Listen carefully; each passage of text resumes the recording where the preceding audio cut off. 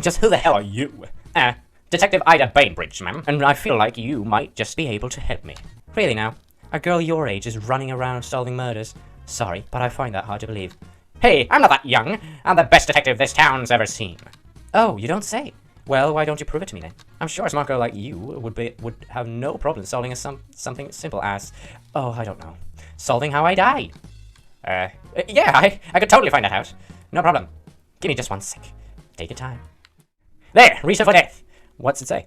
Obnoxious prime Madonna, impossible to work with, wouldn't stop complaining about her ex. She was so busy rambling she didn't notice the piano wire around her neck. Well, Miss Detective, how goes the investigation? Just wrapped up. Actually, came here to tell you just what I found. Oh, you have? Well, no sense in keeping me waiting. How do you think I died? Simple. It was... strangulation. I almost... Strangulation. You were so busy talking, you didn't even notice one of her goons slipped some piano wire around your neck. And just like that, you took your last breath. Well, how'd I do? You're right. Now that I've proved my credentials, how's about we have a little chat? Fine, I'll answer whatever you want. Yes! Figured it out. Gotta do my victory dance on you. Anyway, let me ask you questions. Yes, what is it? What kind of movies you do, eh? See? A little of everything, darling. Primarily romances with occasional noir. No wonder you're shit. I'm just joking, no. But I'm not so sure if you're good at movies. The number of directors I've had tripping over themselves wanting to hire me as some sort of femme fatale or a lady criminal is hilarious. In other words, you offer to... you know what? I could never get into character though, so I had to turn them down. I could never be that manipulative. Just be yourself, darling. What movies have you and Patty worked on together? We worked together as supporting characters on plenty of occasions, playing showgirls and love interests. You know, the usual pretty girl roles. The last time we worked together was also our first film, where we were the main stars. Our characters were bitter rivals, but off-screen we had gotten very close. Sounds familiar, but I can't put my finger on it. What did you say it was called again? It was called Cats and Canaries. Interesting. I've seen that flick. You were great. I remember that movie. It was cut off.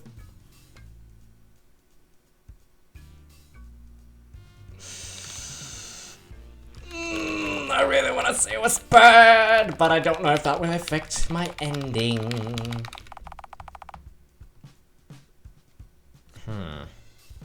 This is a hard question here. Should I say she was great, even though she wasn't? Maybe she'll answer more questions if I say she's great. If I lie, she'll answer more questions. Right, I'm gonna do this. Because she will probably answer more questions if I'm nice, I'll say she was great. I've seen that flick. You were great. Thank you, darling. Even with a garbage director and everyone else's terrible performance, I'm glad my talent still managed to show through. Exactly how close were you and Patty? We were very well acquainted at the time. Oh.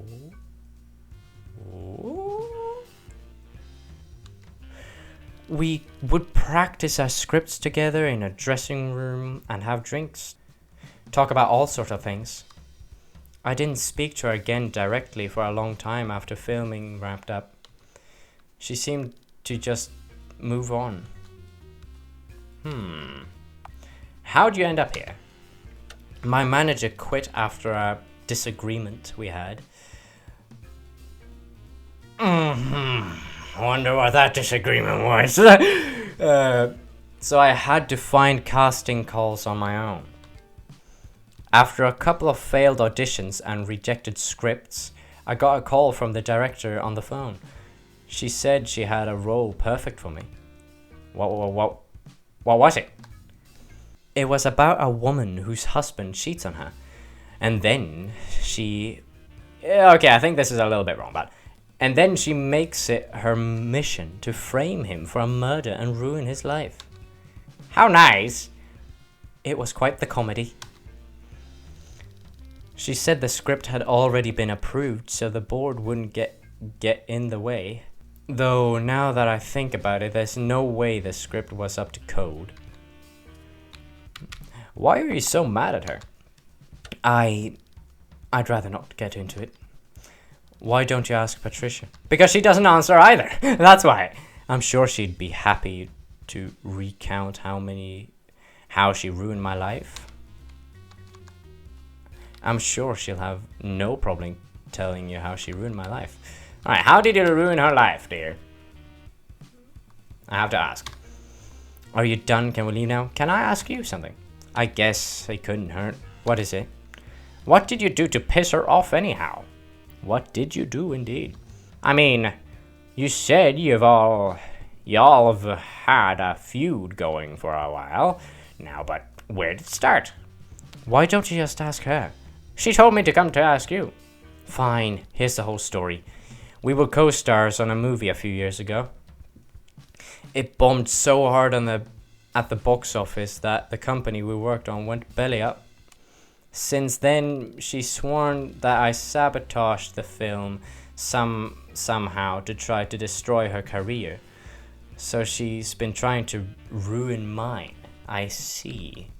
The whole lover stealing was just an unlucky coincidence, though. Oh, that part's true. My manager would set me up with one of her exes for a film or tabloid. Would snap a photo.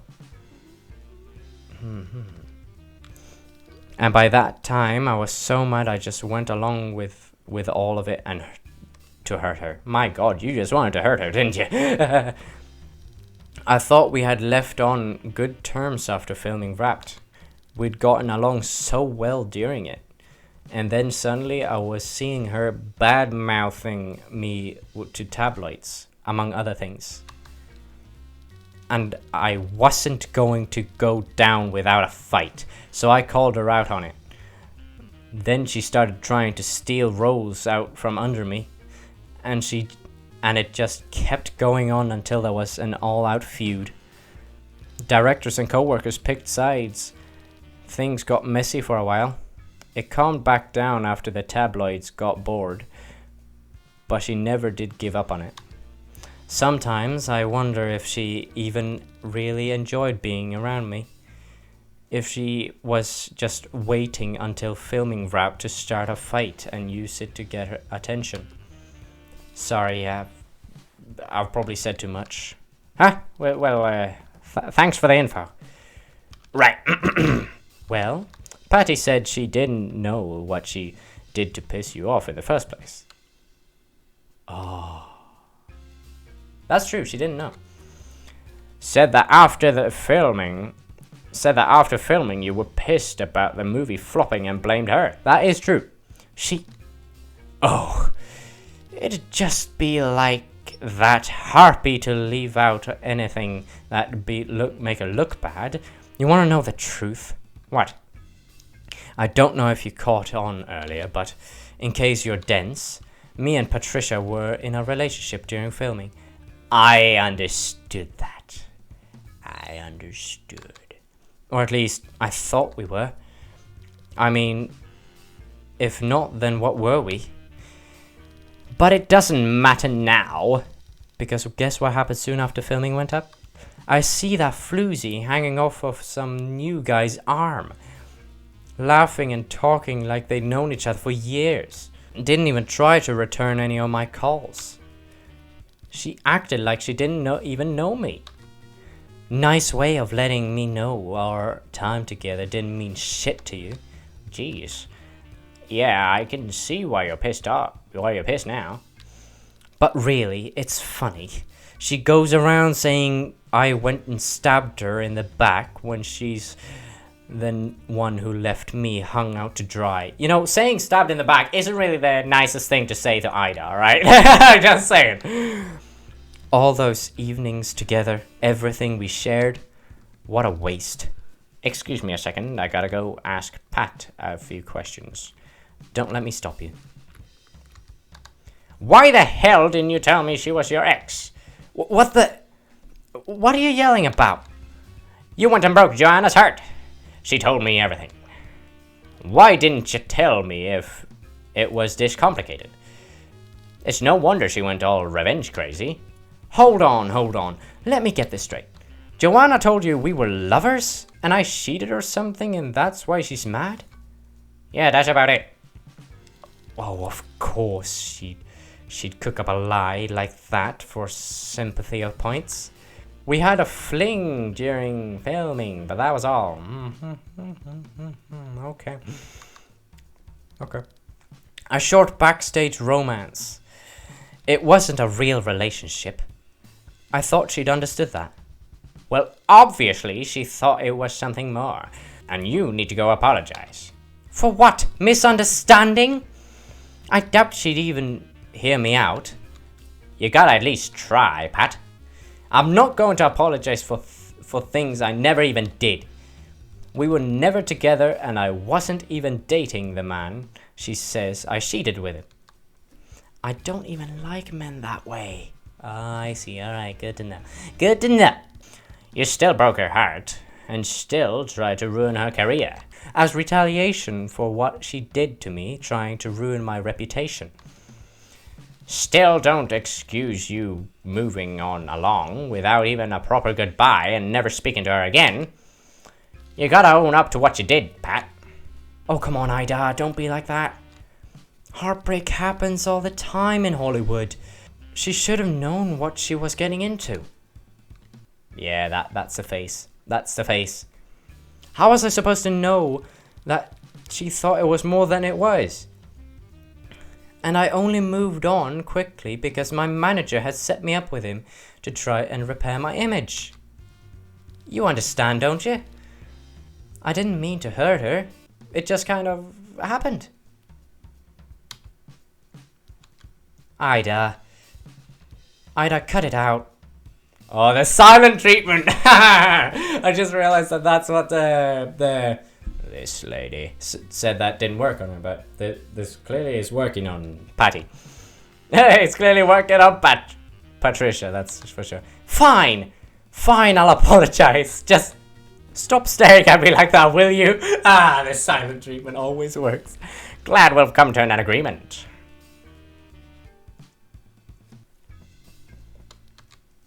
Patty's got something she wants to say to you.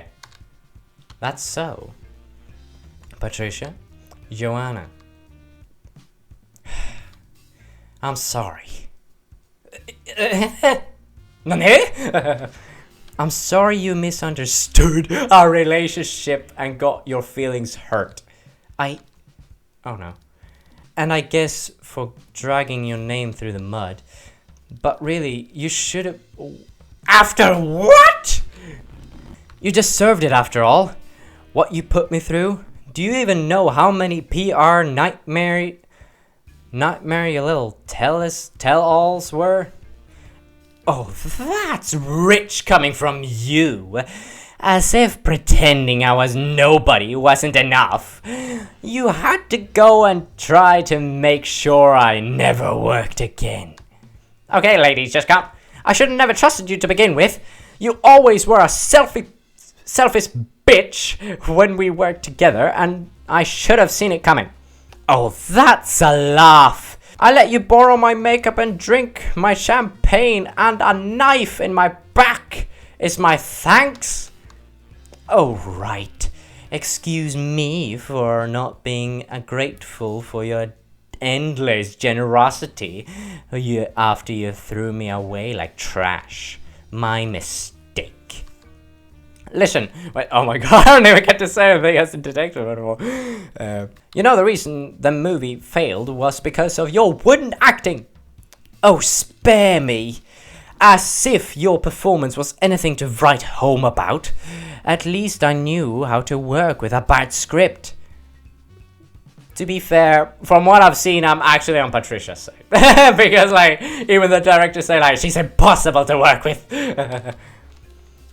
But why should I expect better from an airheaded narcissist like you? To be fair, I think that Joanna is a professional. Quite similar to, what's his name? Neil Breen. I think she's quite a professional, just like him. You cannot come here again. No, I don't like it. You've got to go. Go now. You cannot come here. Excellent actor. Anyway, back to this. But why should I expect better from an airheaded narcissist like you? Airheaded? You want to talk? That's enough! You see? Just kidding.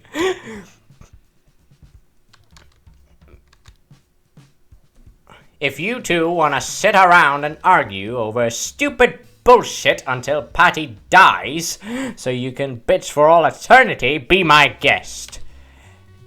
Don't let me stop you from being miserable. But I ain't sticking around for another goddamn minute of it. I'm gonna wait outside in case you two finish your little spat before the next damn century. I don't know if you go out? I don't think you can. I prefer to keep my one chance at getting all of us out of this cheap dollhouse of a purgatory. But you know, y'all's prides and vendettas are obviously more important. And so, true to her word, Ida stood outside the parlor. I want to listen in. Ida tried to give them space. She really did. However, she quickly got bored of waiting. She decided to eavesdrop on the starlets going and pressing her ear against to the door to listen in once the initial yelling match died down. Are you done? Are you going to actually let me talk now?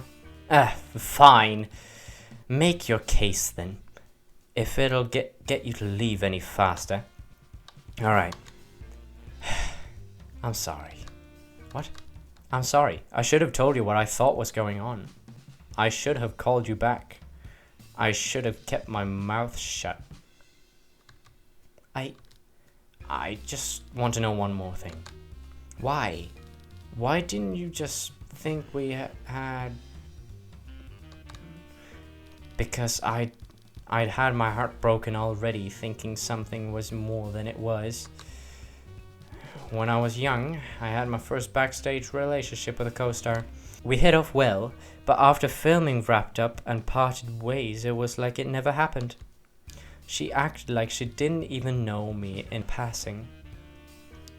Probably because she had started getting more serious roles while I was still a background extra.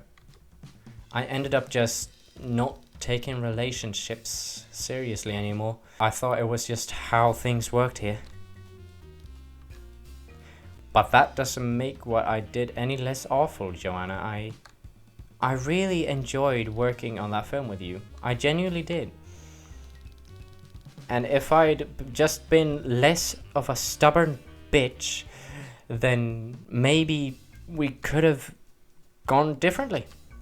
Patricia, I'm sorry too. The conversation got too quiet to make out. Ida decided to go back to standing guard so she didn't end up getting caught eavesdropping. Smart idea. Well, did you two make up? We're on better terms now. And she gave me this key she found. That's all. Aw, come on, Patty. You're really just gonna leave me in the dark? Yes, because it was none of your business to begin with. Well, I did help get her to open up in the first place, so I think I at least deserve to know if my efforts were wasted. By screaming at us? I mean, it worked, didn't it? Your efforts weren't in vain. I apologized and she moved on. That's all. Alright. Happy? Alright. I won't pry, but, Patty? Yes? You got some lipstick on your cheek. Just kidding.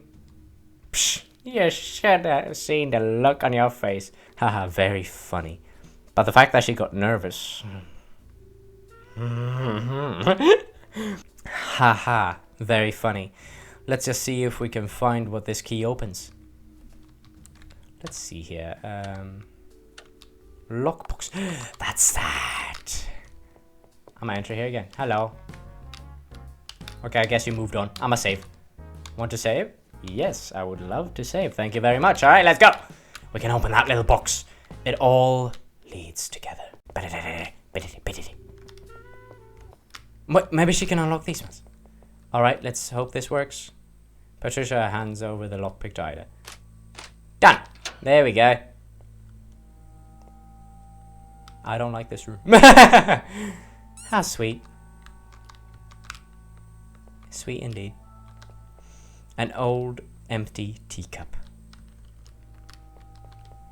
An old beat up book of fairy tales. Odd.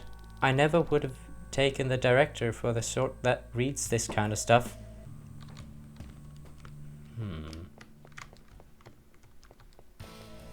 Oh, that beat. Would have been nice if this infirmary had an actual first aid supply. But alas, it seems the director cleaned this place out to use as a set. Pity. Would you like me to save your progress? Yes, I would. Just a bunch of bed line.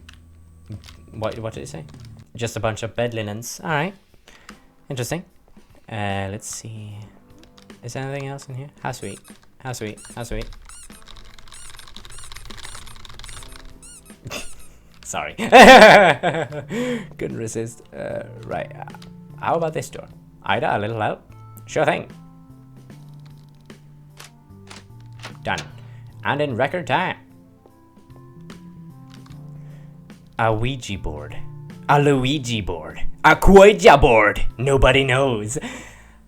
How lovely. That's probably to my pun itself. No. Hi.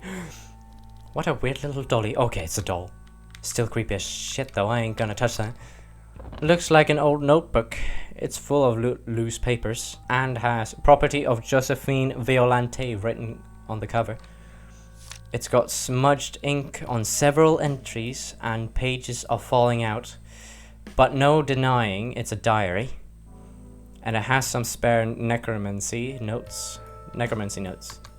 Lovely. Read entries. Yes. October 5th. Oh god, I'm gonna have to read all this. Dear diary, I don't think my parents will be coming back for me. It's been months since they said they'd be back. Maybe they suffered an accident. Or maybe they just forgot about me. At least with Uncle I have slightly more freedom. Though only because he's careless and leaves the house unattended more often.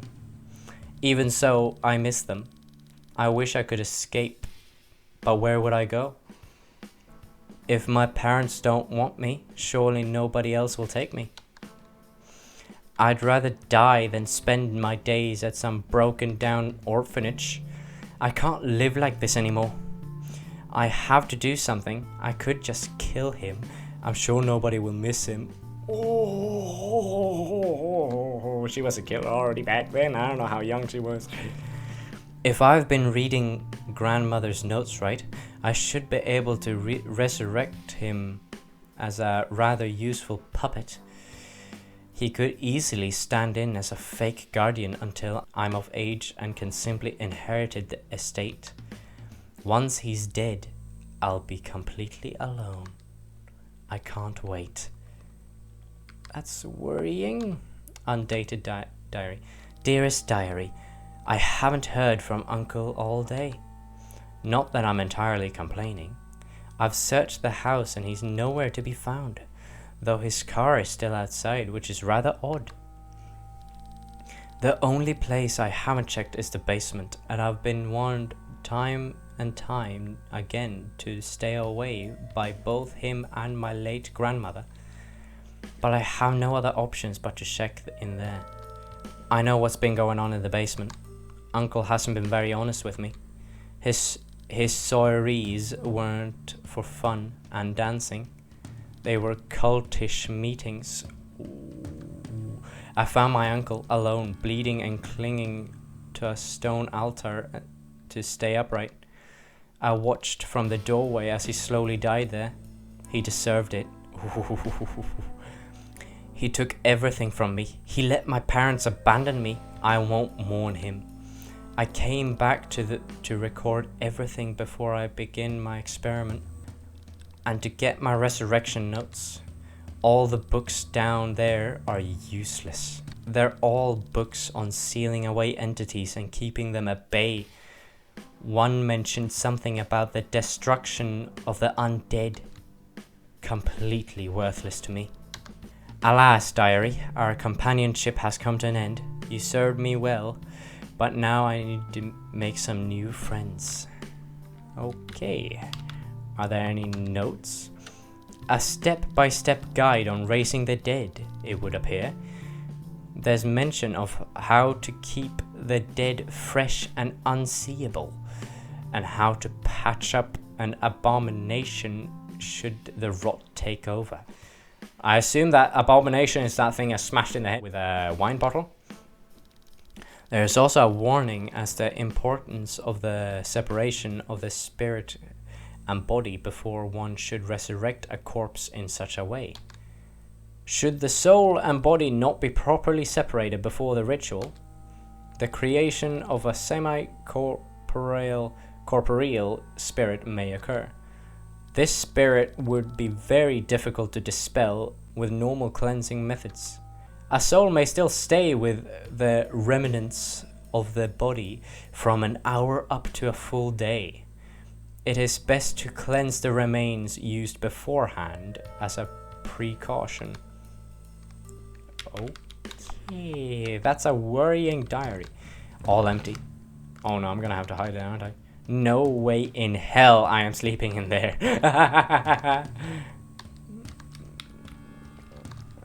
What a weird little dolly. Really weird. Alright. Is there anything in here, perhaps? She must really like the flowers.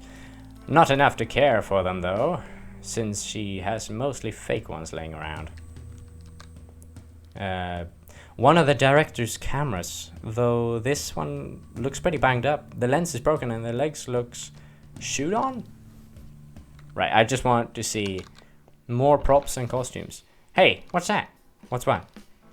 That shiny thing at the bottom of the closet. What's that? Huh? I didn't notice that before. Looks like a planchette. Might come in handy.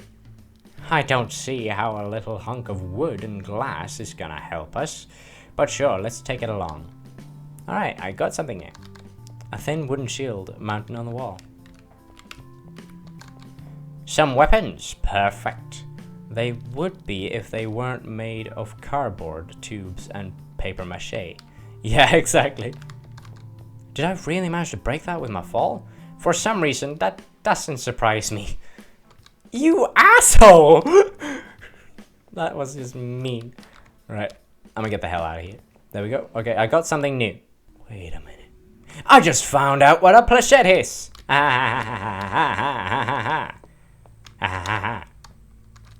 Oh, it's a Luigi board. You're kidding me. Oh my god! Miss Necro Director contacts the dead with a damn kid's toy! That's hilarious! Play with the spirit board? Sir, sure. Patricia puts her hand on the planchette and focuses on the board. Can't believe I'm doing this. I can't believe it either. Are there any spirits here who would like to talk? I'll be damned, the planchette is moving. Oh shoot! What are they saying? It's spelling out something. N-I-C-E-T Ida, stop messing with the board. You totally fell for it. Oh, come on. Come on, doll. I'm a ghost standing right next to someone playing with a spirit board. How can I resist messing with you? Just, never mind. Let's get going. No need to stick around. Oh, that was funny. Patricia puts her hand on the planchette and focuses on the board. Couldn't hurt to give it another try. Alright, don't mess with me this time, Ida. Are there any spirits trapped here? Besides, Ida. That would like to communicate. The planchette moves slightly. Ida, I swear, if you're moving it again... I ain't me this time, doll. Ooh. The planchette hovers over no. Then promptly drags itself to goodbye. Oh? Well, guess that answers that question. I'm gonna try again. One last try. Patricia puts her hand on the... Are there... With a jolt of the planchette scoots across the board, backs to goodbye. Maybe we should stop fiddling with a creepy spirit board. Just a thought. Right, I want to save and I'm gonna try again. I think I'm gonna die if I try again. But that's a price I'm willing to pay. Where's the closest save thing? It's here, isn't it? Yeah. And then down. And then down. Up, down. That wasn't up, but whatever. Nope. Yes, I would like to save. Thank you very much. Right, I'm gonna try it again. I'll probably die. But it's a risk I'm willing to take. Right, let's see if I die. Let's see if I die. Let's see if I die. I'll probably die. Places one hand on the planchette. Maybe... Oh! What part of no and goodbye do you not understand?